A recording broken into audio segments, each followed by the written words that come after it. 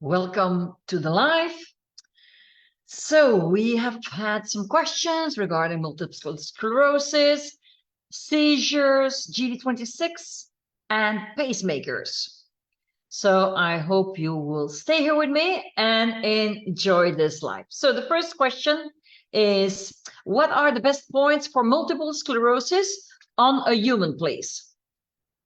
Now, this may surprise you, but I'm going to tell you the best points are standard points.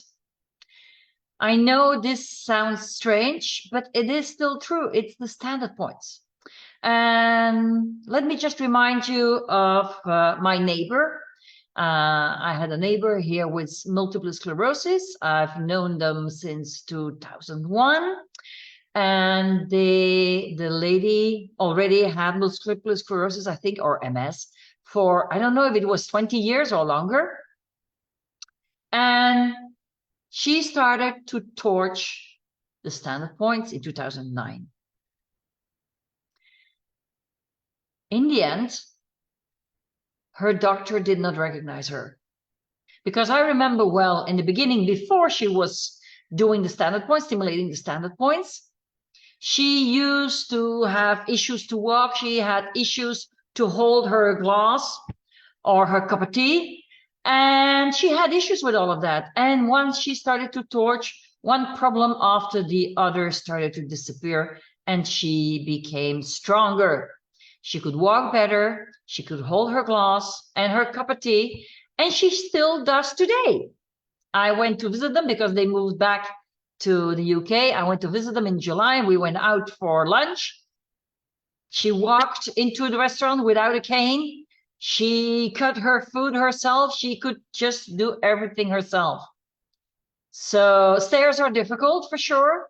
But other than that, she is doing wonders. And that is all with the beginning of stimulating the standard points to bring your body back in balance and make it stronger and stronger and stronger.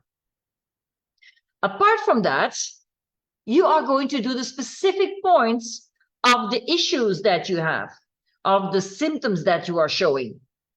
Meaning, if you have stomach or digestive issues, do the digestive points. If you are having issues with your hands, do the hand points. If you have memory issues, do the memory points.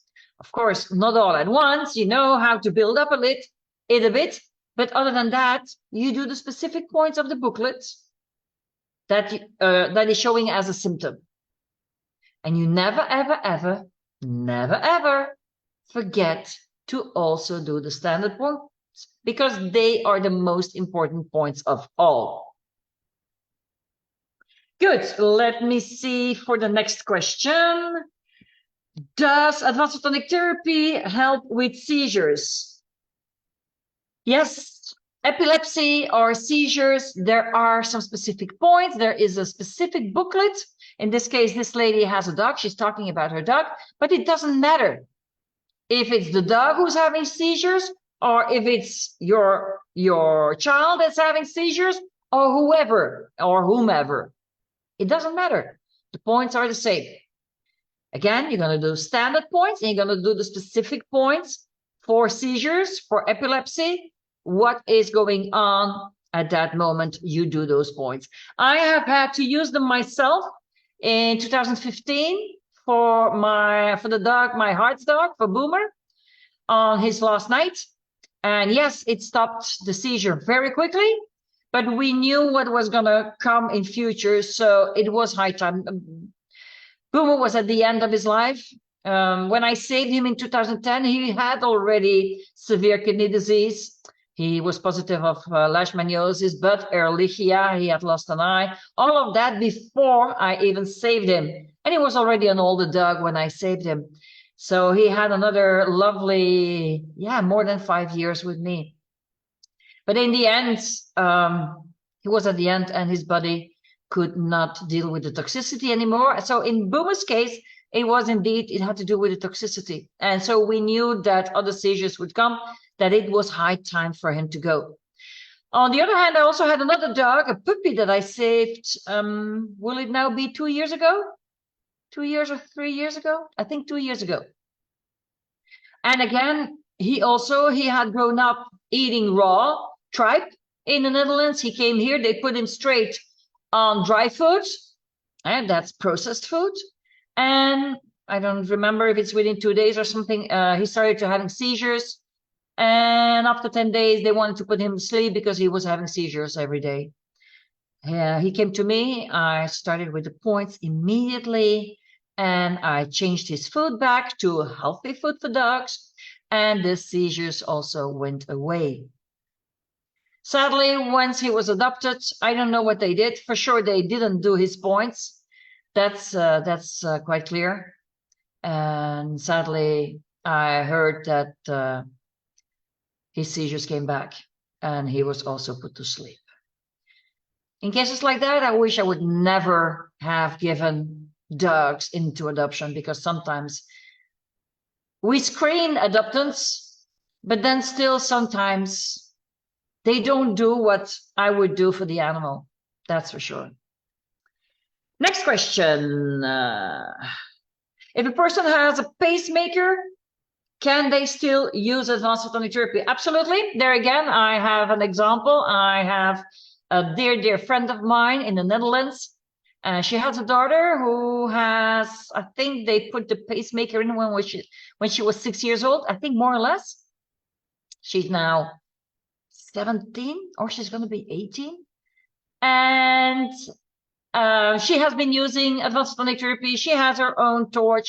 She does her points. And she also received the green light from her doctor to be using this to stimulate acupuncture points on her body. And it's also in cases like that you have to remember that, imagine you go for yourself or for your child or for your dog or your horse, certainly for the pets that you have close to you or your family, your human family, having to get needles inside your body. I've had it when I was 18 and I really didn't like it. And I even fainted once, but that was after the treatment. Still, I didn't like it at all to have those needles in me. And if you then imagine that you or your child or your pet has to lay there and not move for many minutes with those needles in, it's not an easy job to do. And thanks to advanced photonic therapy, you can now do this at home yourself. You don't have to go somewhere. You don't have to lie still for a long time. You can just take your torch. I have so many here, but he's behind there. I can't reach it from here. You can do it yourself at any time and whenever you want to and whenever you need to. And remember, it's not just to be torching or stimulating acupuncture points. You can also use it to quickly relieve pain by torching over it, or for the scars, or for wounds to have quick healing. All of that is possible. So make sure to use it what you can use it for. Good. I saw one more question. I see that with the torch, I can stimulate GV, governance vessel 26. And I read that it is used to stimulate breathing also in newborns. Can breeders use this torch for their puppies too? Yes, absolutely. It doesn't matter. The point, GV26, is right here. Okay, it's a revival point. It's a point, for example, that they also will use on people who are in coma to wake them up. But they also use it in hospitals to wake up newborn babies. And then they will poke with something in here until suddenly you have the baby taking its breath of air and probably also crying a little bit.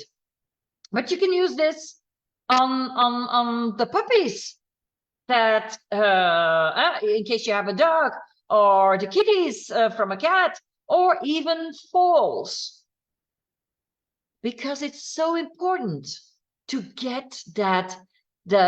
You see, stimulating GV26, it's going to open the capillaries to the brain.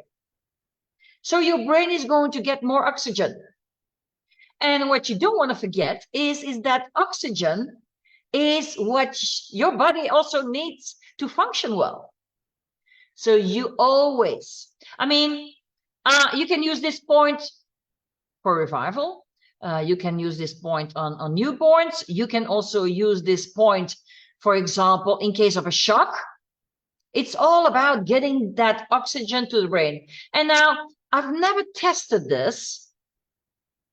I do have a practitioner who did so, but what I wanted to explain is, I remember that Dr. Brian McLaren always, and it's written somewhere in one of the courses, that he says, stimulating governance vessel 26, which opens the capillaries to the brain, is more beneficial than putting a mask on with 100% oxygen. And how is that even possible? Well, if the capillaries to your brain aren't open, you can put as much oxygen on your mouth. If the capillaries aren't open, the oxygen is not going to reach where it needs to reach, namely to your brain. So even if you're going to put a mask on, make sure to always stimulate governance vessel 26 first. Well, that's it for today. I have a webinar next week and next Sunday. This time it's for the Dutch-speaking people. Don't worry, the English ones will also get one of these webinars soon. But that's it for me for today. Keep on sending me your questions. Make sure to follow me on YouTube, because that's where the future is. That's where you're going to be seeing me more. And I'll see you on Wednesday. Bye-bye.